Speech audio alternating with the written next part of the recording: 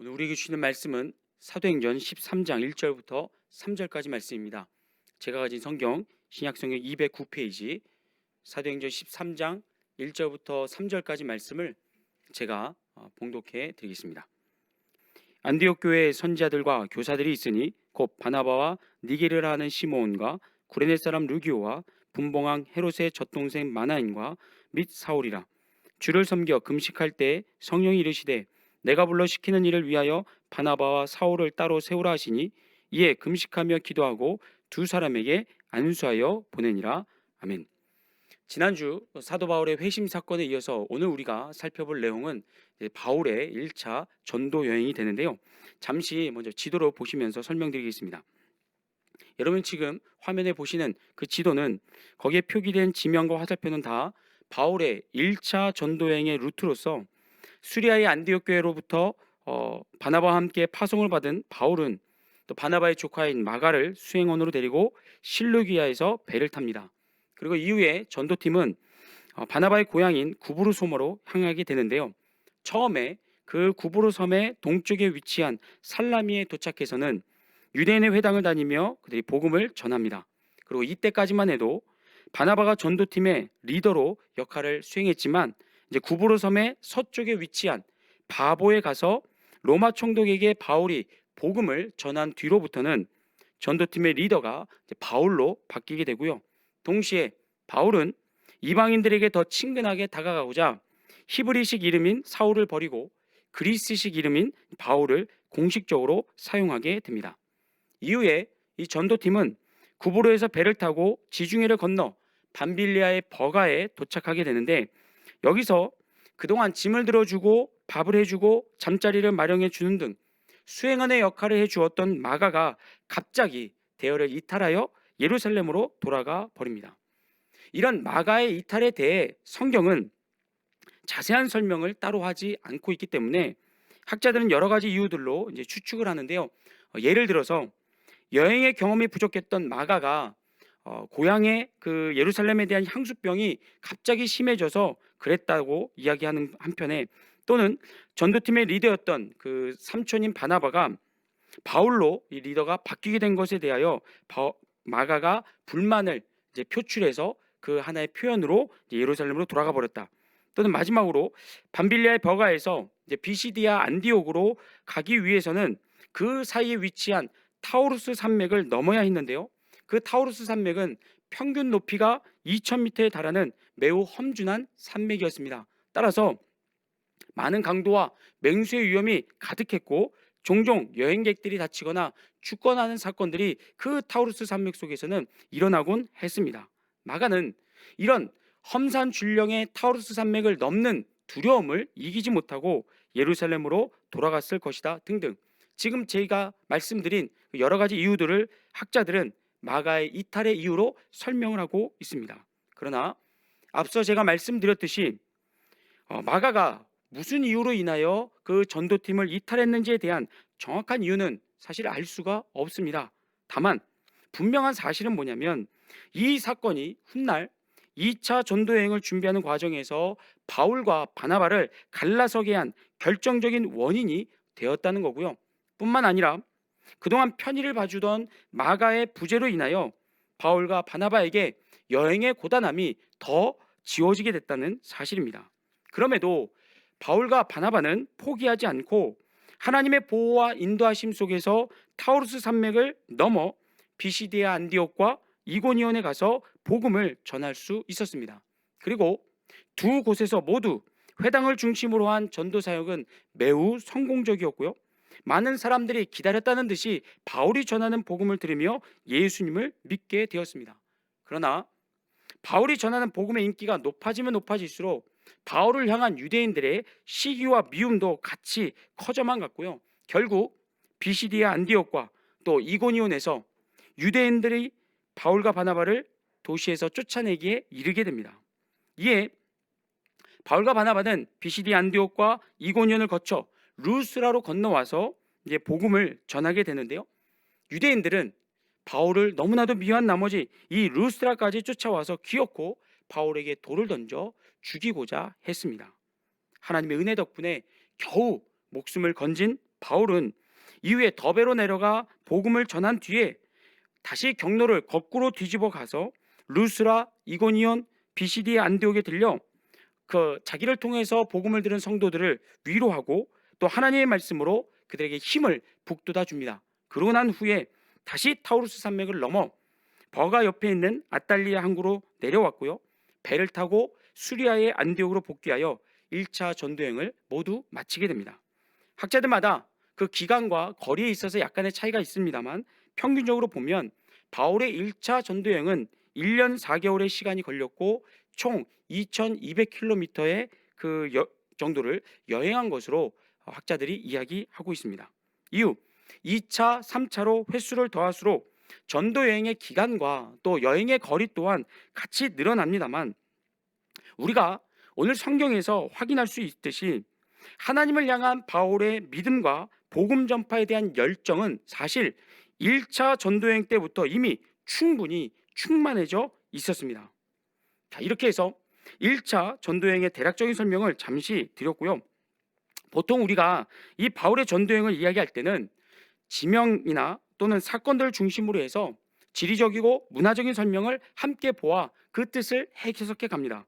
그러나 오늘 이 시간에는 조금 특별하게 이런 1차 전도여행에서 벌어졌던 어떤 사건이나 또는 그들이 거쳐갔던 지명에 대한 설명이나 해석은 잠시 뒤로 하고 다메섹 도상에서 부활하신 예수님을 만나 회심한 이후로 1차 전도여행을 떠나기 전까지의 바울의 행적을 조금 살펴보려고 합니다. 사도행전을 기록한 누가나 또 바울 스스로도 방금 말씀드린 이 바울의 회심과 또 1차 전도여행 사이에 놓인 바울의 생애에 대하여 자세하게 이야기하지를 않습니다. 그러다 보니까 우리는 바울이 부활하신 예수님을 만나서 극적으로 회심한 뒤에 얼마 지나지 않아서 곧바로 1차 전도여행을 떠난 것처럼 생각할 수 있습니다. 그런데 실제로 보면 부활하신 예수님을 만나고 난 뒤에 바울이 1차 전도여행을 떠나기 전까지 그 사이의 기간은요 약 16년의 시간이 놓여져 있고요. 16년의 시간이 흐른 뒤에야 바울은 바나바와 함께 1차 전도여행을 떠나게 됩니다. 여러분, 이게 무슨 말이냐면 학자들이 이야기하는 것처럼 사도행전에 기록되어 있는 3번에 걸친 전도여행 이후로도 바울은요 4차, 5차에 걸쳐서 복음을 전했습니다. 그러다가 네로 황제 때 붙잡혀서 순교를 당하게 되는데 바울의 1차 전도여행부터 이 순교를 당하기까지 약 20년 정도의 기간을 우리가 아는 바울, 우리가 익히 아는 바울이죠. 역사의 스포트라이트를 받으면서 다른 사도들보다 더 큰 스케일로 정말 멋있게 20년 가까이 바울은 쓰임을 받습니다. 그런데 이렇게 교회와 성도들의 역사의 주목을 받기 전에 바울은요 20년보다는 다소 적은 시간이지만 그래도 무려 16년이라는 긴 시간을요 지지부진한 모습으로 무명의 사도로 지내게 됩니다. 그렇다면 대체 바울은 그 16년이라는 시간 동안에 부활하신 예수님을 만나고 나서부터 16년의 시간 동안에 어디서 무엇을 했는가? 지금부터 한번 찾아보겠습니다. 사도행전 9장 19절부터 22절 말씀을 같이 보겠습니다. 사울이 다메섹에 있는 제자들과 함께 며칠 있을새 즉시로 각 회당에서 예수가 하나님의 아들이심을 전파하니 듣는 사람이 다 놀라 말하되 이 사람이 예루살렘에서 이 이름을 부르는 사람을 멸하려던 자가 아니냐? 여기 온 것도 그들을 결박하여 대제사장들에게 끌어가고자 함이 아니냐 하더라. 사울은 힘을 더 얻어 예수를 그리스도라 증언하여 다메섹에 사는 유대인들을 당혹하게 하니라. 보시는 것처럼 바울은 부활하신 예수님을 만나고 그 인생의 새로운 비전과 목표를 받게 된 후로요 지체하지 않고 즉시로 다메섹에 있는 유대인의 회당을 돌아다니면서 예수 그리스도의 복음을 전하게 됩니다. 원래 바울은 다메섹에 온 목적이 다메섹의 성도들을 핍박하기 위함이었습니다. 그런데 이런 원래 목적과 정반대로 예수 그리스도의 복음을 전하면서 회당과 거리를 활보하는 바울의 모습은요 이를 지켜보는 다메섹의 유대인들을 적잖이 당황하게 만들었습니다. 그러나 후에 정신을 차리고 바울이 유대교에 끼치는 이런 악영향을 직시한 유대인들은 바울을 죽여 없애고자 했는데요 23절 보세요. 여러 날이 지나매 유대인들이 사울 죽이기를 공모하더니 자, 여기서 우리가 주목할 단어는 여러 날입니다. 사도행전에서는 이 여러 날의 구체적인 기간을 밝히지 않지만 갈라디아 1장에 가면요, 여기서 우리는 그 답을 얻을 수 있습니다. 지금부터 보실 말씀은 이제 바울이 1차 전도 여행 때 갈라디아 지역에 세웠던 교회들에게 보낸 편지, 갈라디아서의 그 내용인데, 여기서 그는 부활하신 예수님을 만나기 전후의 일들, 자신이 경험했던 그 전후의 일들을 요약적으로 기술하고 있습니다. 한번 보세요. 갈라디아서 1장 13절입니다.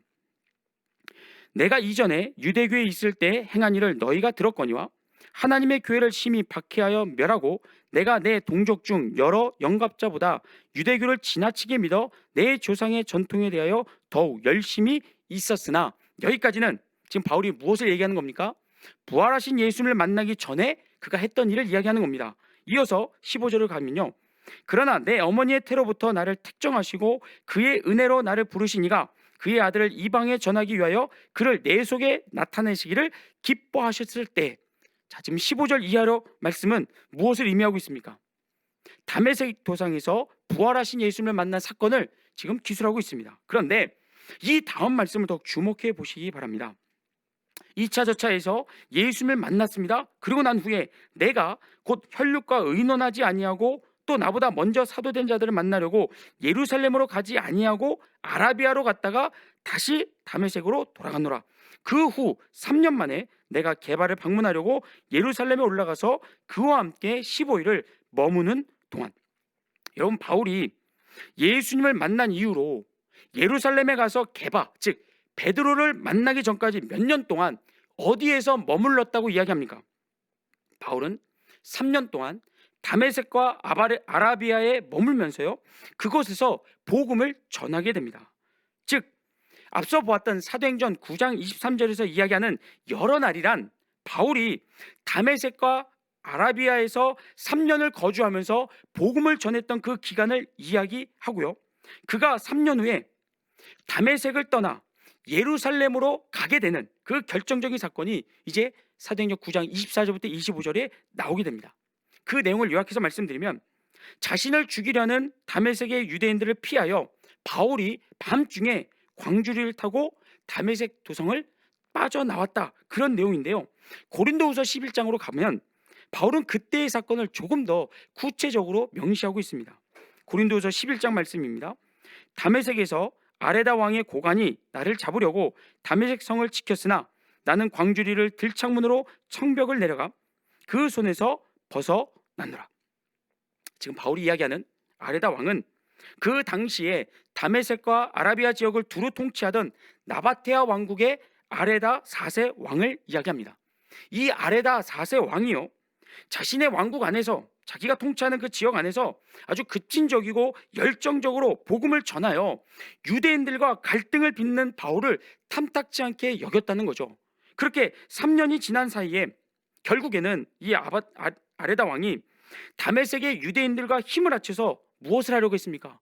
바울을 붙잡으려고 했습니다. 붙잡아서 죽이려고 했습니다. 그러나 하나님의 은혜로 말미암아 가까스로 바울은 다메섹 도성을 탈출할 수 있었고, 곧장 어디로 향한다고요? 게바를 만나기 위해서 예루살렘으로 향하게 됩니다. 그런데 사도행전 9장 26절 이하에 보면 그 게바를 만나기 위해서 예루살렘을 찾아간 이후의 상황이 나오게 되는데, 안타깝게도 바울은요, 다메섹 도상에서 겨우 탈출해서 예루살렘에 도착했지만 예루살렘에서 환영을 받지를 못합니다. 부활하신 예수님을 만나 이방인 전도의 사명을 받고 지난 3년 동안 열심히 다메섹과 아라비아에서 복음을 전했음에도 불구하고 예루살렘에 가보니까 예루살렘의 사도들과 성도들은 바울을 의심하기 바빴습니다. 과거의 핍박자였던 그를 여전히 무서워하면서 한 형제 자매로 받아주지를 못했습니다. 이때 누가 등장하냐면요, 위로의 아들이란 이름의 뜻을 가진 바나바가 나타나서 바울을 변호해주고 감싸 안아줌으로 겨우 바울은요, 예루살렘 교회의 일원으로 소속될 수 있게 됩니다. 그런데 이번에는 예루살렘의 유대인들이 바울을 대적하며 거세게 반대하는 일이 발생하게 됩니다. 이로 인하여 바울의 생명이 또다시 위태로워지게 되자 예루살렘 교회는요, 후일을 기약하면서 바울을 그의 고향인 다소로 보내버립니다. 이 내용을 말씀으로 한번 확인해 보겠습니다. 사도행전 9장 28절입니다. 사울이 제자들과 함께 있어 예루살렘에 출입하며 또 주 예수의 이름으로 담대히 말하고 헬라파 유대인들과 함께 말하며 변론하니 그 사람들이 죽이려고 힘쓰거늘 형제들이 알고 가이사랴로 데리고 내려가서 다소로 보내니라. 자, 보시는 것처럼 바울은요, 다메섹에 이어서 예루살렘에 와서도 또다시 유대인들의 협박을 피하여 등 떠밀려서 고향인 다소로 거처를 옮기게 됩니다. 자, 그런데 흥미로운 것은 그 뒤에 바울이 이렇게 예루살렘을 급히 떠나고 난 후에 어떤 일이 벌어지는지 보세요. 31절이요. 그리하여 온 유대와 갈릴리와 사마리아 교회가 평안하여 든든히 서가고 주를 경외함과 성령의 위로로 진행하여 수가 더 많아지니라. 여러분, 언제 유대와 갈릴리와 사마리아 교회에 부흥이 찾아왔다고 이야기합니까? 바울이 예루살렘에 있을 때, 다시 말하면 복음 전파에 대한 그의 열심과 헌신이 부흥에 일조하기는커녕 오히려 바울이 유대인들의 전도와 부흥의 걸림돌이었다고 성경은 이야기하고 있다는 겁니다. 예루살렘의 유대인들은 툭하면 바울과 논쟁하려고 했지 그가 전하는 복음에 귀를 기울이지 않았습니다. 그러다가 바울이 예루살렘에서 빠지게 되자, 유대 땅을 떠나게 되자 비로소 유대 땅에 세워진 교회들은 제2의 전성기를 맞이하게 되었다는 겁니다. 자, 여러분, 지금 제가 드린 말씀을 듣고 어떻습니까? 이렇게 바울이 여기저기 지금 발붙이지 못하고 쫓겨다니면서 제 역할을 하지 못하는 볼품없는 모습, 오히려 바울이 없는 것이 교회의 부흥에 더 일조하는 이런 모습 등은 2000년 기독교 역사에서 예수님 다음으로 유명해진 바울의 이미지와는 썩 어울려 보이지가 않습니다. 그런데 여기서 끝이 아닙니다. 3년을 사역했음에도 별다른 열매 없이 다메섹에서 도망치고 예루살렘에 가서도 다시 도망쳐서 고향으로 돌아오게 된 바울이었지만 그곳에서의 사역 역시도 변변치 못했습니다. 갈라디아서 1장 21절을 봅니다. 갈라디아서 1장 21절 보면 그 후에, 자, 여기서 말하는 그 후란 바울이 고향인 다소로 돌아온 이유를 이야기합니다. 그렇게 돌아와서 바울은요, 고향인 다소를 중심으로 해서 약 10여 년 동안 다소가 포함되어 있는 길리기아 지방과 그 아래 위치한 수리아 지방을 다니며 복음을 전하게 됩니다. 그런데 바울이 10년을 사역했습니다. 그 사역의 결과가 어땠나 보세요. 이어서 봅니다. 그 후에 내가 수리아와 길리기아 지방에 이르렀으나 그리스도 안에 있는 유대의 교회들이 나를 얼굴로는 알지 못하고 다만 우리를 박해하던 자가 전에 멸하려던 그 믿음을 지금 전한다음을 듣고 나로 말미암아 하나님께 영광을 돌리니라. 자, 바울이 10년을 사역했습니다. 수리아와 길리기아 지방을 다니면서 사역했음에도 불구하고 그곳에 있는 성도들은요, 바울의 얼굴조차 알지를 못했습니다. 무엇을 얘기합니까? 그가 행했던 10년의 사역의 결과가 별로 변변치 않았다는 것을 의미합니다. 그렇지 않고 만약에요, 1차, 2차, 3차 전도 여행과 동일하게 바울이 수리아와 길리기아 지방의 곳곳에 교회들을 세우고 많은 성도들의 열매를 거두게 되었더라면 아마도 그곳에 있는 성도들 중에 바울의 얼굴을 모르는 사람은 없었을 겁니다.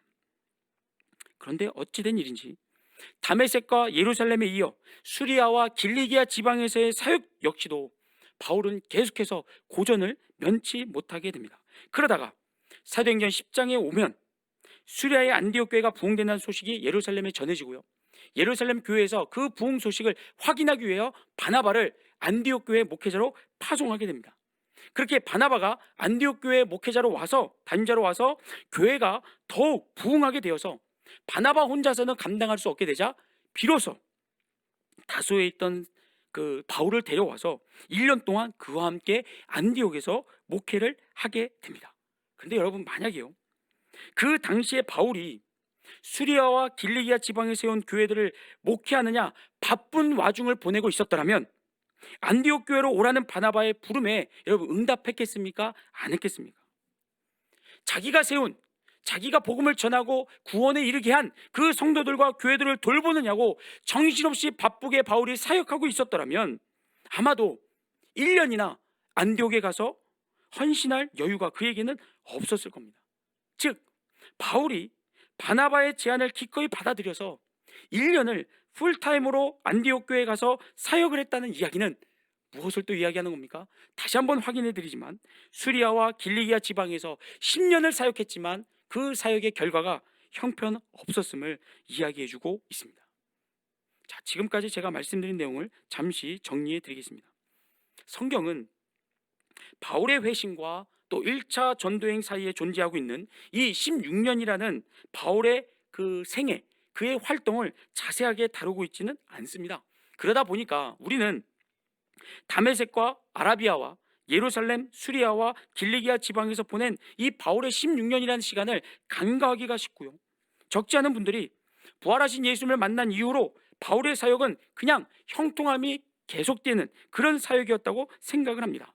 왜냐하면 세상의 기준으로 봤을 때는 바울은 모든 면에서 잘 준비된 일꾼인 동시에 사도행전의 반이 바울의 선교 사역으로 채워져 있기 때문입니다. 그래서 어떤 결과를 우리가 갖게 되냐면 사도 바울이라는 이 인물을 우리와 다른 어떤 특별한 인물, 매우 귀한 인물로 상정해 놓고 우리는 그저 사도 바울을 바라보기에 바쁘다는 겁니다. 바울이니까 이렇게 헌신하고 복음을 전할 수 있었던 거야. 바울처럼 똑똑하고 많이 배우고 다양한 언어를 구사할 수 있는 사람만이 하나님의 일을 잘 감당할 수 있어. 바울은 엄청난 체험을 한 사람이니까, 바울은 복음의 헌신과 의지가 대단한 사람이니까, 이렇게 등등 바울을 높이고 칭송하면서 바울과 우리 사이를 최대한 멀리하게 되는 그런 아주 문제를 우리가 가질 수 있다는 겁니다. 아니요, 그렇지 않습니다. 사랑하는 성도 여러분, 하나님께서 우리에게 맡겨주신 사명을 이루는데 사도 바울이나 우리나 그 자격과 실력에 있어서 큰 차이가 없습니다. 비록 성경에 단편적으로 기록되어 있어서 우리가 꼼꼼하게 살펴보지 않으면 놓치기 쉽지만 조금만 성경을 깊이 들여다보면요, 오늘 우리가 그토록 우러러보는, 우리와 다른 사람이라고 착각하는 그런 바울의 좋은 실력도 재능도 16년이라고 하는 그 무명을 떨쳐내지를 못했습니다. 그렇게 훌륭하다라고 우리가 입이 마르도록 침이 마르도록 칭찬하는 바울도 모든 일에 그가 형통했던 것은 아니었다는 겁니다. 우리가 지금까지 확인했듯이 하나님은 부활하신 예수님을 그에게 보내주고 이방인의 사도로 바울을 선택한 이후에요, 어찌된 일인지 바울에게 실적의 부진과 부끄러운 사역의 결과와 주목받지 못하는 16년의 무명 세월을 허락해 주셨습니다. 그 이유가 무엇일까요? 그것은 바울에게, 그리고 오늘 우리에게 하나님의 뜻을 이루는데, 하나님의 사명을 이루는데 우리가 갖고 있는 어떤 실력이나 재능보다도 하나님의 은혜가, 하나님의 도움이, 하나님의 능력이 더 위에 있음을 보여주기 위함이었습니다. 다시 말씀드립니다. 여러분, 바울이 게으르고 나태해서 다메섹과 아라비아 사역을 그만둬야 했습니까? 바울이 복음을 전하지 않아서 예루살렘에서 쫓겨난 겁니까? 바울이 못 배우고 못나고 무식해서 수리아와 길리기아 지방의 교회를 세우지 못한 것입니까? 그렇지 않습니다. 하나님께서 길을 열어주시지 않았습니다. 다시 말해서 16년이라고 하는 그 무명 생활을 끝내고 사도 바울이 마침내 오늘 우리가 아는 바울로 역사에 등장하고 스포트라이트를 받고 쓰임을 받을 수 있었던 비결은 바울이 우리보다 특별하고 잘나서가 아니라 하나님께서 그에게 은혜를 베풀어 주신 덕분이었다는 겁니다. 오늘 본문 말씀이 사도행전 13장 1절부터 3절을 다시 읽어보겠습니다. 안디옥 교회의 선지자들과 교사들이 있으니 곧 바나바와 니게르라 하는 시몬과 구레네 사람 루기오와 분봉왕 헤롯의 젖동생 마나인과 및 사울이라. 주를 섬겨 금식할 때 성령이 이르시되 내가 불러 시키는 일을 위하여 바나바와 사울을 따로 세우라 하시니 이에 금식하며 기도하고 두 사람에게 안수하여 보내니라. 우리가 읽은 본문 말씀은요, 마침내 16년이라고 하는 그 긴 무명 생활을 끝내고 드디어 바울이 공식적으로 첫 전도행을 준비하는 장면입니다. 그런데 여기서 우리가 주목할 것은요, 여러분, 1차 전도행이 바울의 주도하에 이루어졌습니까? 바울이 주도해서 구성하고 팀을 구성하고 시기를 결정했습니까? 그렇지 않습니다. 바울이 다 전도행을 준비한 다음에 성령님께 컨펌을 받고 떠난 것이 아니라 처음부터 이 전도행은 성령님의 강권적인 역사 아래 진행되었습니다. 성령님께서 바울과 바나바를 전도팀으로 선택해 주셨고 성령님께서 저들의 길을 인도해 주셨습니다. 마찬가지로 그 이후에 진행되는 모든 전도 여행의 여정 속에서 성령님의, 하나님의 이 같은 강권적인 역사는 계속되는 것을 봅니다. 전도팀이 구브로의 바보를 떠나 밤빌리아의 버가에 도착했을 때 어떤 일이 일어났습니까? 수행원이었던 마가가 대열을 이탈하지 않았습니까?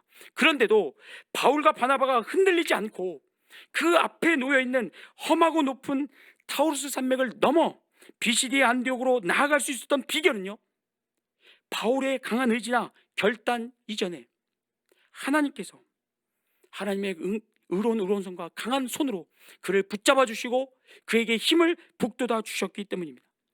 또한 바울이 루스라에서 복음을 전할 때 그가 지나쳐왔던 비시대 안디옥과 이고니온에서 유대인들이 몰려와서 그를 돌로 쳐 죽이려고 했습니다. 그런데 그가 유대인들이 던지는 수많은 돌에 맞았음에도 불구하고 죽지 않았던 것은 여러분, 바울의 맷집이 훌륭해서가 아니었습니다.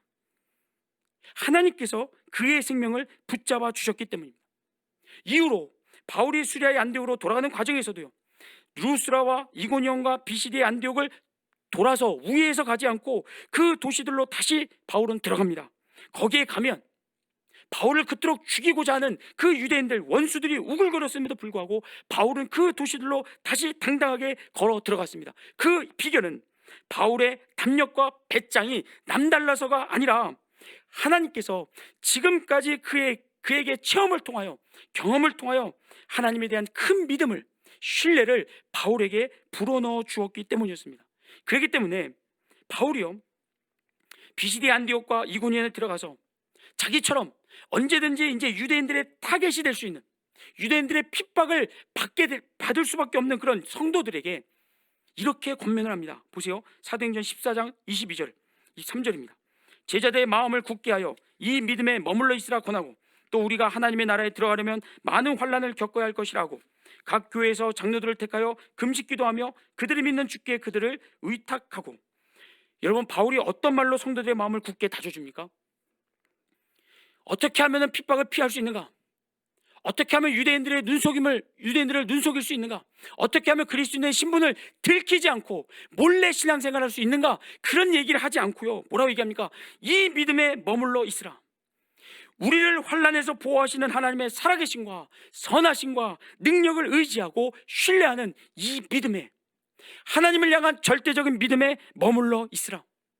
우리가 하나님의 나라에 들어가기 전까지 많은 환난을 겪을 것이다. 그건 당연한 일이다. 그러나 어떤 환난과 위험보다도 우리 하나님이, 우리와 함께 계시는 부활하신 예수 그리스도께서 더 크고 위대하시다고 하는 이 신앙 고백으로 성도들의 마음을 굳게 다져줍니다. 바울이 이렇게 성도들에게 당당하게 신앙 고백할 수 있었던 비결은요, 그동안 많이 경험했기 때문입니다. 아니, 하나님의 은혜 없이는 자기가 여기까지 올 수 없었음을, 내 실력과 내 능력과 내 의지가 아닌 하나님의 전적인 도움과 은혜로 내가 여기까지 올 수 있었음을 바울은 수없이 체험하고 경험하고 깨달았기 때문이었습니다. 사랑하는 성도 여러분, 1차 전도행을 떠나기 전까지 바울이 겪었던, 아니 하나님께서 바울에게 허락해 주셨던 모든 실패와 무명의 세월은요, 인생의 낭비나 헛된 시간이 아니었습니다. 그 시간은 하나님께서 바울이 자신을 의지하는 것이 아니라, 스스로를 의지하는 것이 아니라 오직 하나님만을 의지할 수 있도록 바울의 믿음을 더욱 단단하게 다져주고 그의 믿음을 더욱 새롭게 세워주는 훈련의 시간들이었습니다. 어떤 상황에서도 바울이 상황을 의지하는 것이 아니라 하나님만을 의지할 수 있도록, 어떤 상황에서도 바울이 절망하고 낙심하는 것이 아니라 기도할 수 있도록, 어떤 상황에서도 바울이 원망과 불평 대신에 감사할 수 있도록, 그 훈련, 바울의 믿음과 그의 기도와 그의 어떤 신뢰를 더욱더 단단하게 세워주기 위한 훈련이었습니다. 이처럼 하나님의 은혜 안에서 다듬어지고 실패 속에서도 하나님의 도움과 하나님의 믿음과 하나님을 향한 믿음과 그 은혜로 말미암아 다시 일어서 더 훌륭한 전도자로 빚어지고 만들어지게 된 바울은요, 1년 4개월 동안 2200km의 여정을 소화하며 1차 전도행을 무사히 마치게 됩니다. 오늘 우리가 아는 바울은 새롭게 다시 변화된 모습으로 등장하게 됩니다. 바울의 하나님과 동일한 살아계신 하나님께서 바울만 하나님의 일꾼으로 부르실 뿐만 아니라 바울만 빚으시고 다듬으셔서 귀하게 사용하실 뿐 아니라 오늘 저와 여러분 역시도 하나님이 하나님의 일꾼으로 택해 주신 줄로 믿습니다. 바울을 향한 그 은혜와 사랑을 오늘 우리에게도 동일하게 부어주고 계신 줄로 믿습니다. 그러니 사랑하는 성도 여러분, 항상 깨어 기도하시기 바랍니다. 상황을 의지하지 마시고 내가 갖고 있는 내게 주어진 그 어떤 세상의 물질이나 명예나 권력이나 세상의 건강이나 힘을 의지하지 마시고 오직 살아계신 하나님만을 의지할 수 있기를 주의 이름으로 축복합니다. 그 믿음이 우리 안에서 더욱더 아름답고 귀하게 자라날 때 어느 순간부터인가 우리가 하나님의 영광을 드러내는 사람으로 하나님의 살아계심과 그 능력을 증거하는 증인의 삶을 우리가 넉넉히 살아내게 될 줄로 믿습니다. 그런 복된 인생이 저 여러분의 삶 속에서 날마다 펼쳐질 수 있기를 주의 이름으로 축복합니다. 아멘.